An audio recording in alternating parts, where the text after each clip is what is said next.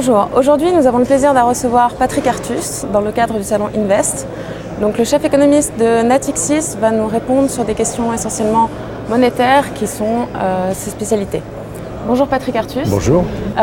Première question, par rapport à la politique monétaire aux États-Unis, est-ce que vous pensez que l'assouplissement monétaire va se perpétuer dans les prochains mois ? Je crois qu'aux États-Unis, tout le monde se convainc que l'économie n'est pas réellement très forte. Le marché du travail est encore assez détendu, le chômage baisse puisque beaucoup d'Américains ne reviennent pas sur le marché du travail, les salaires baissent. Il y a une étude très intéressante qui est sortie les derniers jours qui montre que 99% des Américains ont des salaires plus bas qu'il y a 20 ans, ce qui est quand même assez impressionnant. Il y a assez peu d'investissements. Et on commence à voir un affaiblissement de la construction avec la remontée qui est déjà présente des taux d'intérêt sur les crédits immobiliers. Donc ce qui est certain, c'est que la Réserve fédérale va être extrêmement prudente. Et donc ils vont sans doute commencer à réduire leurs achats d'actifs, le fameux tapering, mais peu, lentement.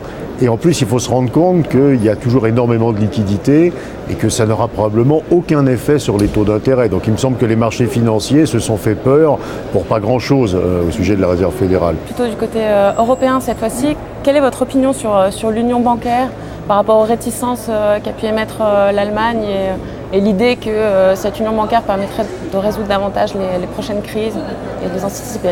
Alors il y a deux sujets assez différents dans l'union bancaire. Il y a quelque chose qui est commencé et qui est extrêmement positif, c'est ce qui s'appelle l'Asset Quality Review. C'est le fait que la BCE va regarder ce qu'il y a dans les bilans d'à peu près 130 banques et va le faire d'une façon homogène, puisque ce qui est très bizarre aujourd'hui, c'est que les différents régulateurs nationaux des différents pays de la zone euro n'ont pas la même façon, par exemple, de calculer les besoins de fonds propres des banques.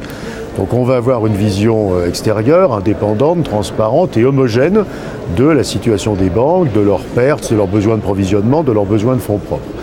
L'ennui, c'est que ceci va mettre tout l'hiver et qu'on n'aura le résultat qu'au printemps. Mais au printemps, on aura vraiment une vision transparente de la situation des banques.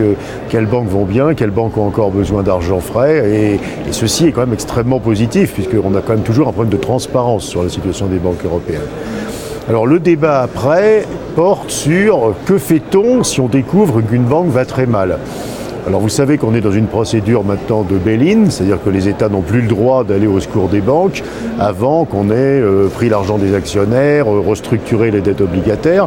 Ce qui est l'objet d'un débat entre la Commission européenne, pour faire simple, et les Allemands, pour faire simple, c'est de savoir dans quelle mesure le sauvetage des banques ou les décisions de mettre en cessation de paiement, donc de restructurer les banques, restent de la responsabilité des États ou sont une responsabilité du superviseur européen ou des fonds européens. La position allemande, c'est que même si on a un superviseur commun, la décision de fermer une banque, par exemple, ou de la mettre en restructuration, reste au niveau des États et que la recapitalisation d'une banque en difficulté, très largement, reste de la responsabilité des États. Alors que la position, je dirais, des Français sans doute et de la Commission européenne, c'est de dire que c'est le régulateur commun qui peut décider qu'une banque n'est plus en état de fonctionner normalement et qui peut donc forcer la restructuration d'une banque et qu'ensuite on peut recapitaliser directement une banque par l'argent du fonds qui s'appelle l'ESM sans passer par les budgets des États. Donc le débat, il y a quelque chose qui est très bien, c'est qu'on va avoir de la transparence. Il y a un débat qui n'est pas tranché, qui est le rôle respectif des États et de l'Europe, à la fois dans la déclaration qu'une banque est en difficulté trop grave pour continuer à fonctionner.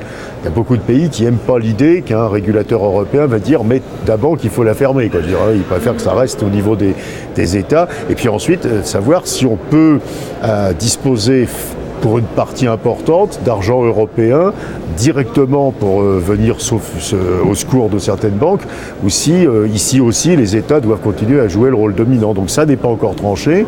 C'est un sujet qui est très important parce que tant que les banques doivent être sauvées par les États, vous gardez la très forte corrélation entre le risque bancaire et le risque souverain. Si par exemple une banque italienne va très mal et si c'est l'État italien qui doit la recapitaliser, évidemment ça corrèle très fortement le risque de l'État italien et le risque des banques italiennes. Si quand une banque italienne va mal, c'est l'Europe qui vient la recapitaliser, vous sortez l'État italien du risque bancaire italien. Donc vous voyez, c'est quelque chose qui a beaucoup d'implications. Peut-être une dernière question pour terminer sur une touche un peu plus suisse, étant donné que nous sommes à Genève. Au niveau de la politique de la Banque nationale suisse et du taux plancher, les derniers analystes du Crédit Suisse prévoyaient que le taux plancher serait au moins maintenu jusqu'à la fin 2014. Est-ce que vous pensez, est-ce que vous avez à peu près le même sentiment ? Je crois qu'il faut se dire que l'environnement économique de la Suisse est encore extrêmement faible. Enfin, l'Europe sort de la récession mais n'est pas en reprise économique. Donc les plus optimistes prévoient 0,5% de croissance en Europe en 2014. Et donc il n'y a pas un environnement qui va tirer la Suisse. C'est-à-dire que l'industrie suisse va quand même encore avoir des problèmes. Il y a une autre grosse incertitude après qui est l'euro. Puisque l'euro a remonté, on est presque à 1,34 ce matin. Et donc évidemment la remontée de l'euro permet qu'il n'y ait plus de danger de surévaluation du franc suisse. Est-ce que la remontée de l'euro est quelque chose de durable ? C'est assez bizarre cette remontée de l'euro.